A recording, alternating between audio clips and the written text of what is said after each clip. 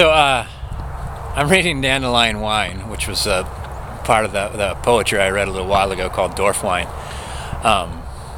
But Dandelion Wine a lot of times covers rituals, and I love the rituals so much.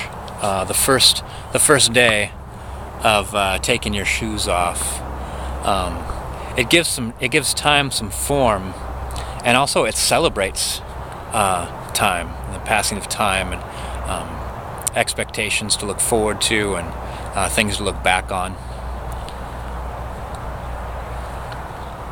I think that I was listening to was it TED Talks about improving things that don't need to be improved, and in Dandelion Wine, a guy is out putting new grass in his landlord's lawn, and this grass doesn't need to be mowed, and it also grows so tightly knit that weeds and dandelions won't grow up in it.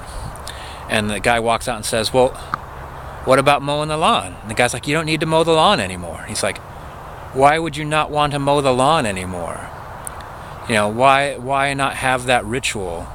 Why not have that appreciation for the smell of the grass and the feelings of the pattern unfolding in front of you, and looking back on it as a job well done? Like, what are you going to replace that feeling with? What are you going to replace that time with? Will we get rid of all the unimportant things in our lives so we could focus on the important? When isn't it nice to have those unimportant things in our lives? That, you know, that small break, that small rest, that small ritual in between the big moments. Are we just going to fill our lives up full of, like, you know, we're not like, life is getting so easy that we can now just, like, forget about all these things. You know, the joy of shopping and cooking and stuff like that. We'll just pull out, push a button, and food will pop out. Oh, and the trolley was getting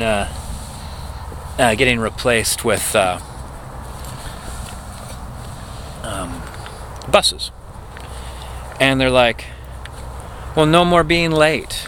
You know, like, the smell of electricity, like like kind of like lightning smell in the air, like the crack and the sound, the bell that you hear from far away growing closer, the accordion-like step that extends for you to walk up into the trolley.